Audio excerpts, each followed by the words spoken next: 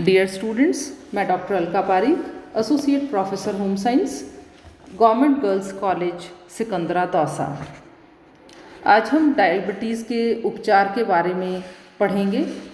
और जब हम डायबिटीज़ के उपचार की बात करते हैं तो सीधा दिमाग में 3 बातें आती हैं, और ये कौन कौन सी होती हैं? सबसे पहले डाइट, दूसरा इंसुलिन के इंजेक्शन दे करके या खाने की दवाइयों के द्वारा यानी कीमोथेरेपी दे करके, और तीसरा होता है व्यायाम यानी कि एक्सरसाइज।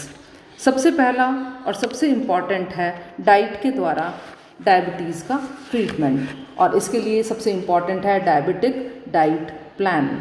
तो डायबिटिक डाइट प्लान किस तरह का होना चाहिए, किस तरह की डाइट हमें लेनी चाहिए जिससे कि अगर डायबिटीज़ हो गई है तो उसको मैनेज किया जा सके, ब्लड के ग्लूकोज के लेवल को normal with in permissible limits रखा जाए, इसके बारे में हम अध्ययन करेंगे। इसके लिए इम्पॉर्टेंट होता है सेल्फ मैनेजमेंट, यानी अपने आप को मैनेज करना। और अपने आप को मैनेज करने के लिए फॉलोइंग अ मील प्लान, इसमें जो भी डायबिटिक पर्सन है उसको डिज़ीज़ के बारे में बताया जाना चाहिए, क्योंकि अक्सर जिनको डायबिटीज़ हो जाती है उनको कहा जाता है कि मीठा नहीं खाना, और जो चीज़ नहीं खाने के लिए कही जाती है वो ही अधिक खाने का मन करता है और वो चोरी छुपे मिठाइयाँ खाने लगते हैं। तो इसलिए इम्पॉर्टेंट होता है कि डायबिटिक इंडिविजुअल को समझा देना कि डायबिटीज़ में अगर वो अधिक मीठा खाएगा तो उसके स्वास्थ्य के ऊपर किस तरह से विपरीत प्रभाव हो सकता है। फॉलोइंग अ मील प्लान, एक मील प्लान को फॉलो करना, getting regular exercise, daily exercise करना, योगा करना या फिर व्यायाम करना, या कुछ नहीं है तो वॉक करना, टेकिंग मेडिकेशन, जो भी डॉक्टर्स ने मेडिसिन्स प्रिस्क्राइब करी हैं या अगर इंसुलिन प्रिस्क्राइब करा है तो उसको रेगुलरली लेना चाहिए, टाइम से भोजन करना चाहिए, मॉनिटरिंग ब्लड ग्लूकोज, इसके अलावा अपने ब्लड ग्लूकोज को भी मॉनिटर करना आवश्यक होता है कि ब्लड ग्लूकोज लेवल्स कितने हैं। ये टाइम टू टाइम या तो किसी क्लिनिक पर जाकर के और मेजर करवा लेने चाहिए, नहीं तो आजकल एक इंस्ट्रूमेंट भी आता है जिससे कि डायबिटिक पर्सन खुद अपना ब्लड ग्लूकोज लेवल देख सकता है, उसको नोट कर सकता है और एक ग्राफ बना करके वो ये देख सकता है कि किस किस समय उसका ब्लड ग्लूकोज लेवल इंक्रीज़ हुआ और किन किन भोज्य पदार्थों से ब्लड ग्लूकोज लेवल इंक्रीज़ हो रहा है। तो इस तरह से सेल्फ मैनेजमेंट अगर किया जाए तो डायबिटीज़ के लक्षणों से और इसके जो भी सीवियर इफ़ेक्ट्स हैं उनसे बचा जा सकता है। मधुमेह के रोग में आहार का एक इम्पॉर्टेंट रोल है, और एक डायबिटिक पेशेंट को उचित आहार लेने की आवश्यकता इसलिए भी है, number 1 to provide adequate nutrition, जिससे कि व्यक्ति को पूरा पोषण पहुंचाया जा सके,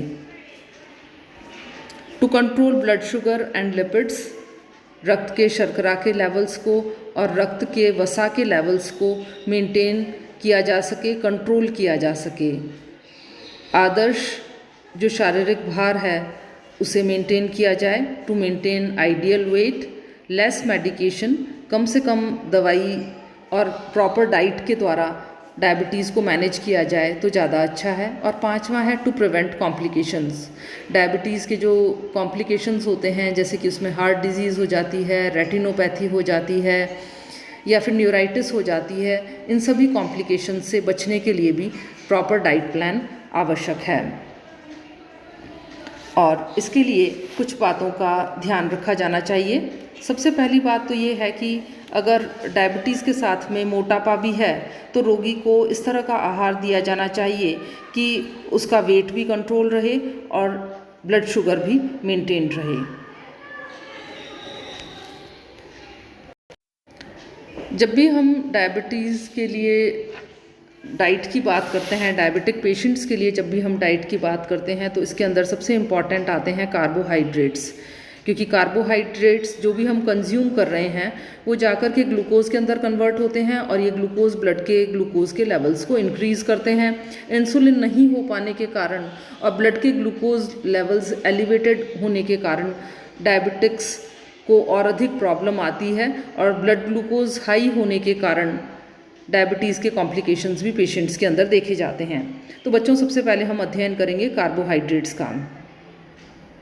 रोगी की लंबाई, आयु और शारीरिक वजन के अनुसार प्रस्तावित ऊर्जा की मांग से 5% कैलोरीज कम दी जानी चाहिए, अर्थात आदर्श वजन या आइडियल बॉडी वेट से 5% ऊर्जा कम करके दिया जा सकता है।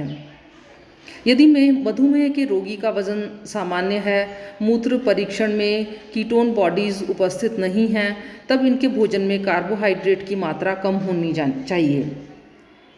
साथ ही दवा का भी उपयोग किया जाना चाहिए। यदि दवा से और आहार के द्वारा नियंत्रण नहीं हो पा रहा है ब्लड का ग्लूकोज का लेवल, तब इंसुलिन का प्रयोग किया जाना चाहिए। भोजन में कार्बोहाइड्रेट, वसा और प्रोटीन का अनुपात मधुमेह के प्रकार पर भी निर्भर करता है।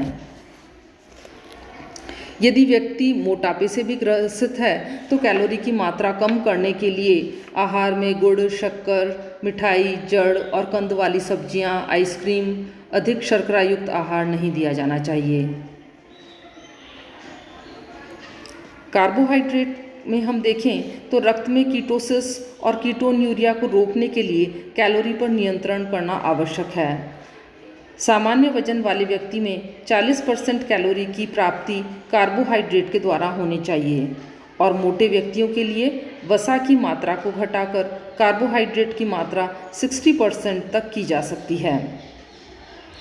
मोटे व्यक्तियों के शारीरिक वसा का भी उनमें ऑक्सीकरण होता है और कीटोन बॉडीज़ बनने की संभावनाएं अधिक होती हैं। इसके लिए जो सोर्सेज होते हैं कार्बोहाइड्रेट्स के, वो सीरियल्स हैं, पल्सेस हैं और कॉम्प्लेक्स शुगर्स होने चाहिए। लेकिन चीनी, गुड़, शहद, जैम इन सबको अवॉइड करना चाहिए। और डायबिटीज़ वाले पेशेंट्स के लिए कार्बोहाइड्रेट की मात्रा कुल कैलोरीज़ की 55 से 60% तक होनी चाहिए। प्रोटीन अगर हम देखें तो प्रोटीन की मात्रा को बढ़ाया जाना चाहिए, क्योंकि मधुमेह की स्थिति में नकारात्मक नाइट्रोजन संतुलन या नेगेटिव नाइट्रोजन बैलेंस हो जाता है और इसलिए मधुमेह के रोगियों को सामान्य लोगों की अपेक्षा दुगनी मात्रा में प्रोटीन लेने की आवश्यकता होती है। प्रोटीन के सोर्सेज डाइट के अंदर हो सकते हैं मीट के द्वारा, पल्सेस, लेग्यूम्स, दूध और दूध से बने भोज्य पदार्थों के द्वारा। प्रोटीन के अधिक लेवल्स लेने से ब्लड के ग्लूकोज और लिपिड्स के लेवल को कम करने में सहायता मिलती है। 15% तक टोटल कैलोरीज का प्रोटीन के द्वारा लिया जाना चाहिए। फैट्स या वसा, जैसा हम पिछली कक्षाओं में पढ़ चुके हैं, fats are concentrated forms of energy. ऊर्जा का सांद्रित रूप वसा ही होते हैं और बेसिकली हमारी डाइट के अंदर 3 तरह की वसा होती हैं। सैचुरेटेड वसा यानी संतृप्त वसा, mono unsaturated and poly unsaturated fats. Saturated fats के अंतर्गत घी, बटर, कोकोनट ऑयल आते हैं, जिन्हें कि हमें कम क्वांटिटी के अंदर लेना चाहिए और अधिक मात्रा में हमें पॉली अनसैचुरेटेड फैट्स लेना चाहिए, जो कि ऑयल्स से यानी तेल से हमें मिलता है। और इस तरह से एक डायबिटिक इंडिविजुअल को कुल ऊर्जा की 20 से 25% कैलोरीज फैट के द्वारा दी जानी चाहिए। सबसे इम्पॉर्टेंट डाइटरी फाइबर या आहार से मिलने वाला रेशा। Part of food not digested in the gut, ये डाइटरी फाइबर के लिए क्या कहा जाता है कि यह वो फूड का वो पार्ट है जो कि हमारे इंटेस्टाइनल ट्रैक्ट के द्वारा डाइजेस्ट नहीं किया जा सकता है, जैसे कि साबुत अनाजों के अंदर, रागी के अंदर, ज्वार, ओट्स, हरी पत्तेदार सब्जियों के अंदर जो रेशा पाया जाता है उसे ही डाइटरी फाइबर कहा जाता है। अब आप कहोगे कि अगर यह हमारे पाचन तंत्र के द्वारा अगर इसका पाचन नहीं हो पाता तो फिर ये भोजन में क्यों आवश्यक है? ये इसलिए आवश्यक है because it helps to reduce blood glucose, serum cholesterol and relieves constipation. ये ब्लड के ग्लूकोज के लेवल्स को तो कम करता ही करता है, साथ में ही हमारे सीरम के कोलेस्ट्रॉल को भी रिड्यूस करता है और कब्ज़ या कॉन्स्टिपेशन की प्रॉब्लम से भी रिलीफ दिलाता है। और इस तरह से एक व्यक्ति को एक दिन के अंदर 25 ग्राम डाइटरी फाइबर लिया जाना चाहिए। जब हम डाइट के द्वारा ट्रीटमेंट की बात करते हैं तो ग्लाइसेमिक इंडेक्स भी बहुत इम्पॉर्टेंट होता है फूड्स का। Area under the 2-hour blood glucose response curve following the ingestion of a fixed portion of test carbohydrate as proportion of the standard either glucose or white bread। मतलब glycaemic index वो कि जब हम किसी भी food को अगर लेते हैं शरीर के अंदर तो उस ग्लाइसेमिक इंडेक्स कितना होता है, यानी ग्लूकोज के लेवल्स कितने इंक्रीज़ होते हैं। इस आधार पर एक अध्ययन हुआ और ये देखा गया कि अगर हम baked potato, white bread, syrupy foods और कैंडीज़ यानी मीठे फूड, मिठाइयाँ लेते हैं डाइट के अंदर तो ग्लाइसेमिक इंडेक्स बहुत तेज़ी से हाई होता है, 70 या अधिक हो जाता है। इसके अलावा यदि हम बासमती राइस, ब्राउन राइस या सुक्रोज़ लेते हैं तो ग्लाइसेमिक इंडेक्स 55 से 69 होता है।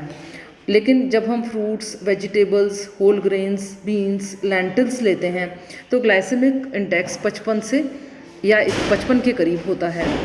तो इस आधार पर हम कह सकते हैं कि जो भी हाई ग्लाइसेमिक इंडेक्स वाले फूड्स हैं जिनमें कि तेज़ी से उनका कार्बोहाइड्रेट ग्लूकोज में ब्लड के ग्लूकोज के लेवल्स को इंक्रीज़ करता है, उनकी मात्रा कम ली जानी चाहिए।